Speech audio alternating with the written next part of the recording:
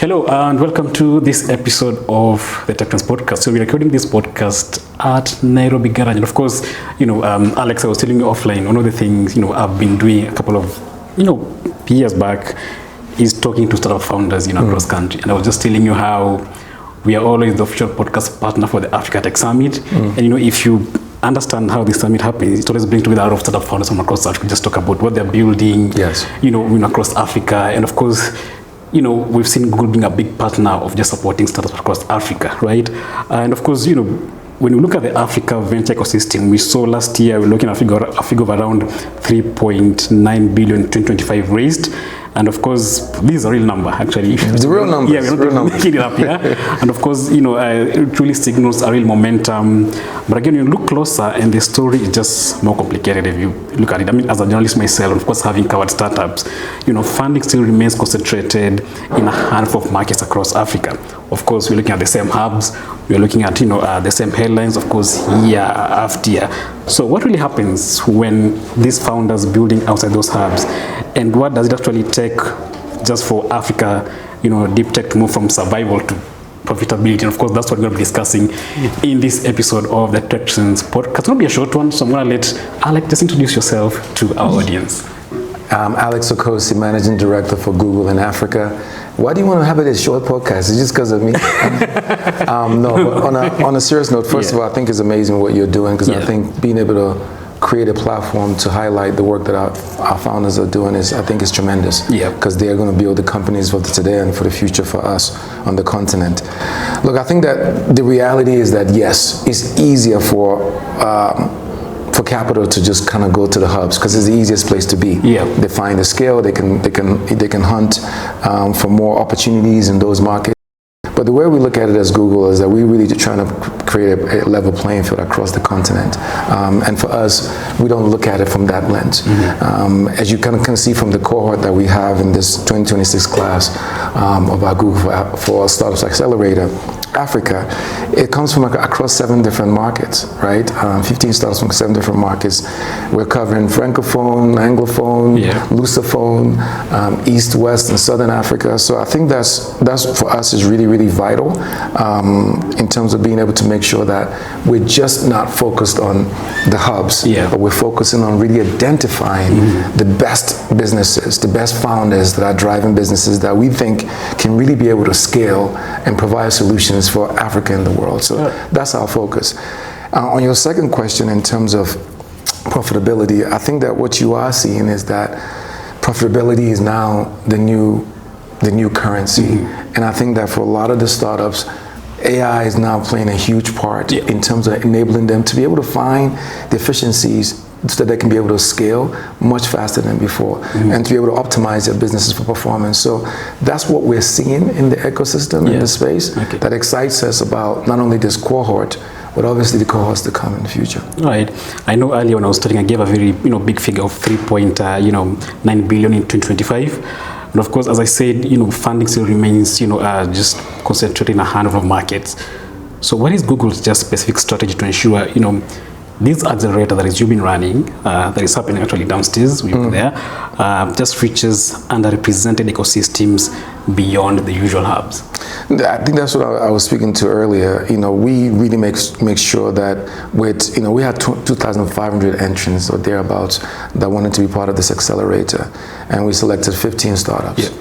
With those 15 startups, they come from a variety of different places. And we were deliberate in making sure that we are looking for the best of the best, and not just the best from South Africa or Kenya or Nigeria, but the best of the best from across the continent. So to be able to have businesses represented from Cote d'Ivoire, from Angola, from Tanzania, as part of this exercise really is a great opportunity for us to continue to tell that story. We have an accelerator from Senegal. So I think that's what makes that's the work that we're doing to make sure that we are providing access to this sort of opportunity to a much more diverse pool of startups that are driving success. Okay.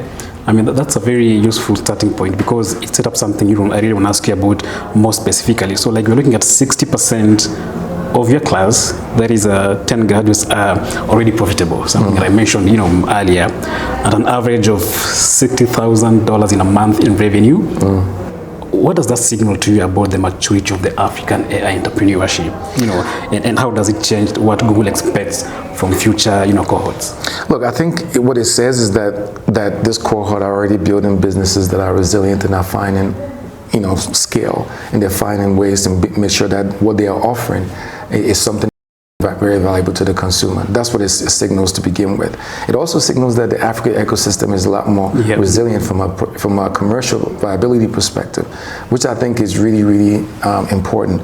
The other thing that it signals is that there's not, this ecosystem of folks startups are really now able to adapt to how do they fund their businesses. In the past, it's been a lot of, sort of VCs, international VCs looking at funding for Africa. And we know there was a winter, right, that it went through. But I think that who stepped in, or again, a lot of African investors have stepped into the space to be able to provide venture debt. I think that venture debt is now part of the mix, where companies don't have to dilute a lot of their equity to be able to access this money, which is again fueling that growth. And I think that's been fantastic to have African DFIs, African investors really coming into this place to close that gap.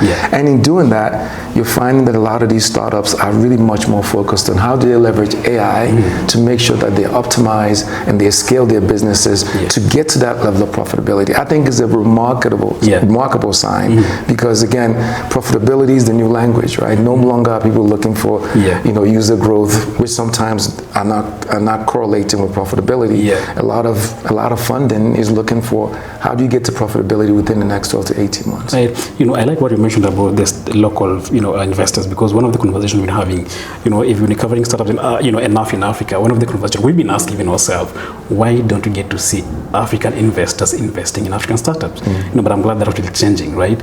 No, I think it's changing.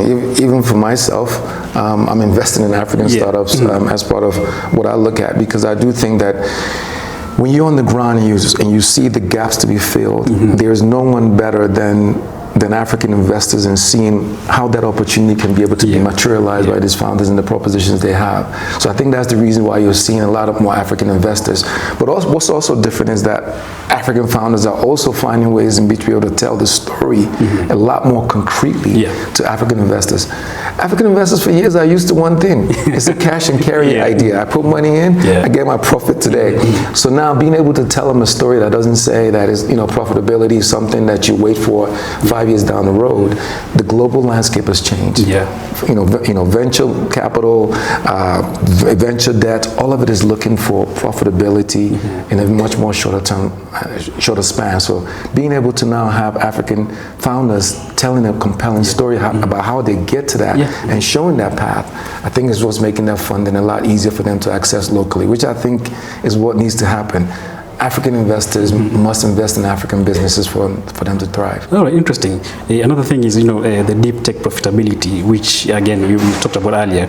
It's really a significant pivot from the survival mode we've seen happening, in the sector, that has defined, how African startups, operate in years.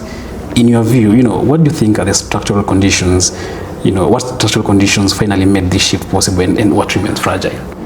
Look, I think that what's made it possible is that we now have African startups really trying to solve for African challenges I mentioned earlier. That means that, again, the economics is now not on user growth, the economics is really on profitability. So you see companies like Vambo in South Africa really trying to build AI infrastructure, leveraging local languages as sort of like the backbone of that.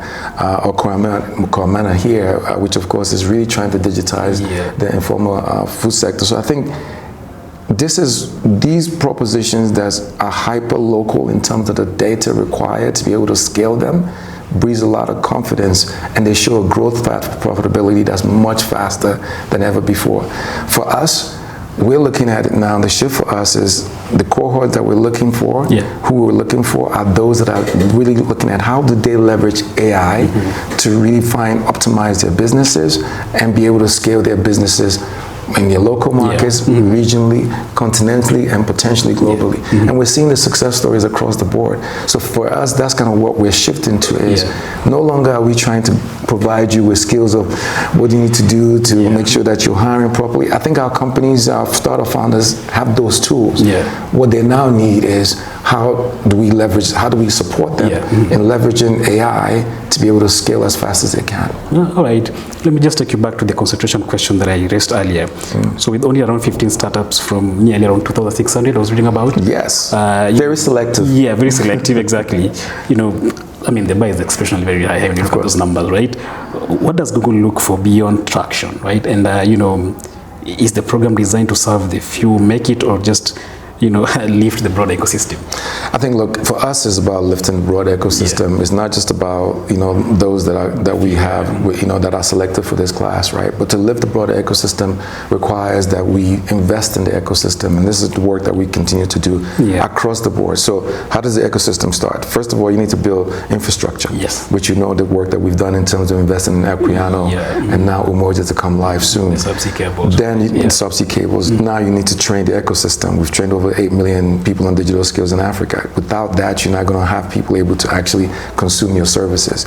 Then you need to think about what do you do beyond startups with the SMEs, the work that we're doing with the Hustler Academy program that we have, which really helps SMEs to also be able to scale. Then you pivot now to what are you doing with founders and with this Google for Startups Accelerator. I think that's, for us, being able to put all that stuff together and invest in that way is quite critical. But we can't do it alone. And I think it's really critical for everyone to understand that entities or private entities or international entities cannot do that alone. There's really still a deep requirement for local infrastructure to be invested on by not just private entities, but also government to also be able to be consumers of that. So cloud services is quite critical for us to be able to have, ensuring that we have a digitally savvy workforce, both at the government level, but also policies that are also enabling AI innovation versus stunting it, right? Of course, it has to be risk-based. So I think that those are some of the things that are quite critical to be able to have, but it requires collaboration. It's not just a Google or any other tech companies. It requires collaboration with investors, it requires collaboration with government, with private institutions, with the ecosystem in general, so that we are working towards one solution. For us as Google in Africa, what are we trying to do? We want to create as much economic opportunity for Africans as possible.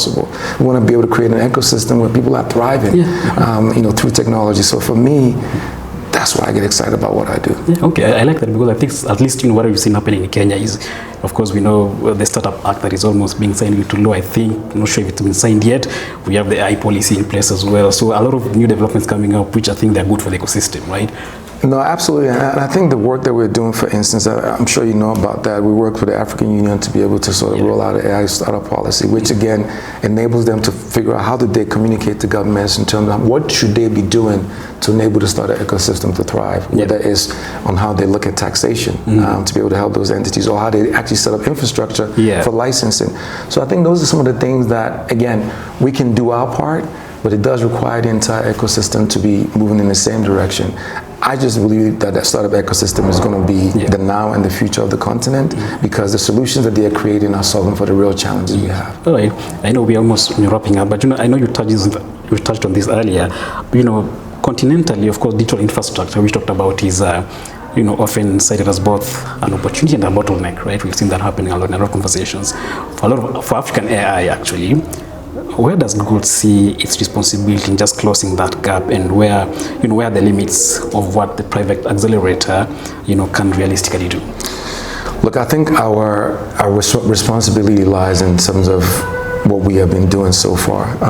For us, we are a tech business, right? So it also works for us to be able to enable the environment. And I think that being able to really put our money where our mouth is in terms of investing in infrastructure, as we talked about earlier, Equiano, Umoja, is really critical.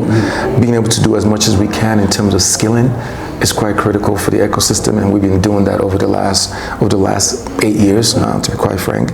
Being able to now make sure that we're enabling our startups, our SMEs to be able to thrive, and being able to work closely with government. The work that we're doing with individual the work we're doing with the African Union is a textbook in terms of what do you need to do to be able to, again, enable the environment to be able to thrive.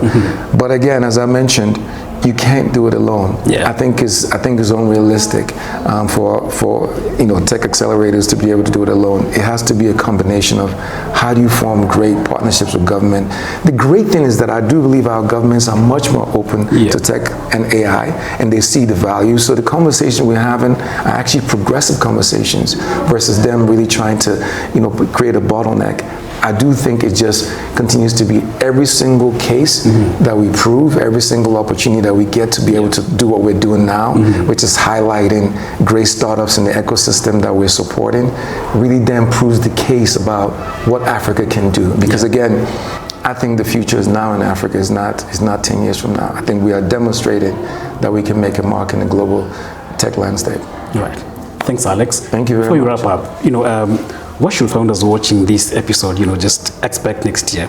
Is there a new cohort opening? Are we, and what would you say to someone building, a startup or an AI startup, even in Nairobi or even Lagos, anywhere, and wondering if this is for them? I think this is for everyone, and whether or not you make the list of cohorts that we select or not, of course, what we're trying to do is create an ecosystem with all the investments that we continue to make and the work that we continue to do that really helps the entire, tide to be able to rise.